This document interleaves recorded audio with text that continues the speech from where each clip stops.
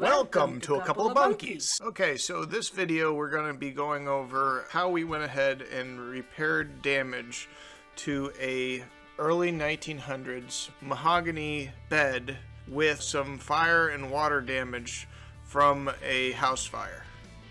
When we received this bed, we noticed that paint or stain on the bed frame was bubbled off on top of the bed posts. Also, parts of the bed had gotten water stains during firefighting efforts.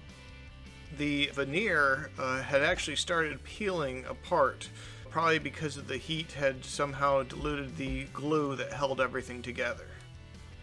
The bottom of the bedpost were also damaged due to long exposure to water. First things first, we needed to disassemble the bed frame. We needed to take apart all the parts that needed to be sanded down and repaired. I went ahead and used a heat gun in order to help slowly peel the veneer off of the sides of the bed frame. And I cleaned off the rest with a belt sander. I initially wanted to keep the other side of the veneer that was still stuck on, but I found that the boards were cupped, so the outer area of the veneer was peeling up and the center part was still stuck on. So I ended up removing that and re-veneering all of this. The owner really wanted the bed to be stained with tung oil, so we had to go down to the bare wood.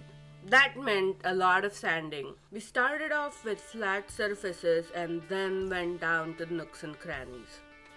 So for the nooks and crannies, I had gotten these foam pieces from my aunt, and I went ahead and just glued on pieces of sandpaper and cut around them. I also took strips of sandpaper from a drum sander in order to make long strips so I could sand in the small nooks and crannies. As Tim was doing all of this arduous work of sanding, the supervisor and marketing director showed up to encourage him.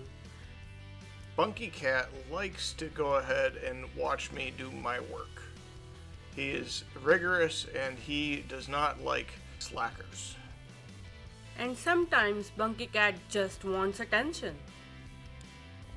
I think he really wants to go into the crawl space in order to look for mice. He also wanted to remind everybody to subscribe to our channel.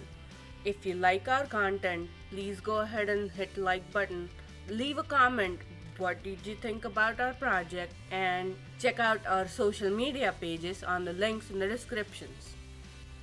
And now I go ahead and do the same thing for the footboard. Now you'll notice that one of the bed knobs had a top piece that had came off. Now that's going to be important later. At this point, all of the large surfaces were sanded.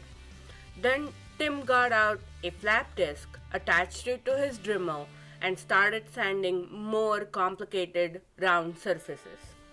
After I was pleased with the sanding job, I went ahead and went over it with a coat of tung oil. I honestly wasn't expecting the tung oil to bring out so many different colors out of the wood. The headboard isn't completely done sanding yet, but you can definitely see the difference, and I would not have expected the wood to get so dark. We felt that the contrast in wood required us to ask the owner if she would allow us to go ahead and put some stain on. If you recall, in the beginning of this video, the sideboards were cupped, so removing the veneer was not gonna be enough. We decided to run the sideboards through the planer to remove that cupping. Before I had put the boards through the planer, I had taken apart all the hardware, and this is me cleaning up the hardware in order to reinstall it into the sideboards. Now comes the part of the process that I was terrified to do alone, so Aditi came and joined me in the shop in order to put the veneer onto the sideboards. Meow there! Sorry for pausing your video, but I have something important to tell you. We have some beautiful canes over on eBay. Yes, over on eBay. Each cane is one of a kind made from different type of wood like walnut, red oak, cherry, and so on. They are great companions for hiking or walking around the park. Link to our eBay store is in the description below. This first set of veneer is peel and stick that we had gotten from Rockler. In order to attach this peel and stick veneer, we went ahead and cleaned up the sideboard and removed all the debris. Then peeled the back side of the veneer and applied it to the sideboard. Then we took a veneer roller and rolled it evenly across the sideboard to remove any gaps or air bubbles. We cut the sheet of veneer a little bit larger than the sideboard so we can go ahead and trim it to the size. I gave it a quick sanding over, and then we were able to go ahead and put a coat of tung oil on it. We couldn't find the same type of veneer that we had on the other side, so we went ahead and put on a kind that required veneer glue in order to use. Again, we cleaned up the area so it was nice and clean, and then put on a thin layer of veneer glue with a paint roller, ensuring that no lint remained on the piece of wood. Then we applied the veneer and went over it with the veneer roller. The veneer instructions required us to have a certain amount of pressure per square inch and a certain amount of drying time. Now again, we went ahead and cut any excess veneer off of the sideboards and went over it with some sandpaper. Then Tim goes ahead and puts together both the side frames with new hardware. After a little bit of cleanup, we go ahead and put the tung oil. After putting the tung oil, the veneer looked so beautiful.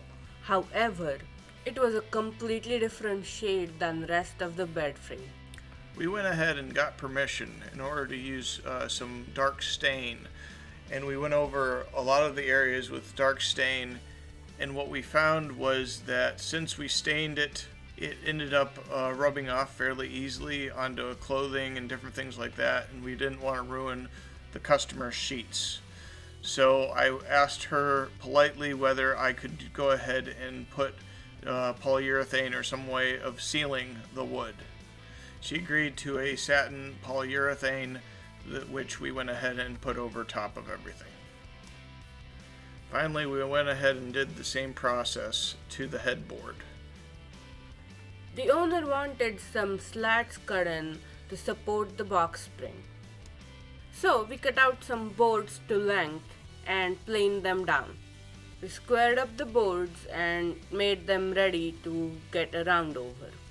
I set up the round over bit on my router table in order to go around each board. Then I set up the table saw in order to cut 3/4 rabbets on each board so they would interlock with the bed frame. I lightly sanded the boards and then put a coat of polyurethane. Do you remember that bed knob Tim mentioned at the beginning of this video and said it was important later? Well, here is how. I drilled out the bedpost a little further than what it needed to be, just as a little secret compartment. This was a little inspiration from a book that I read when I was a kid, but I really do enjoy this idea. We worked really hard on this project, and it really turned out gorgeous. There's a lot of techniques that I had to learn for the first time. The amount of detail on the bedpost really put a challenge to me.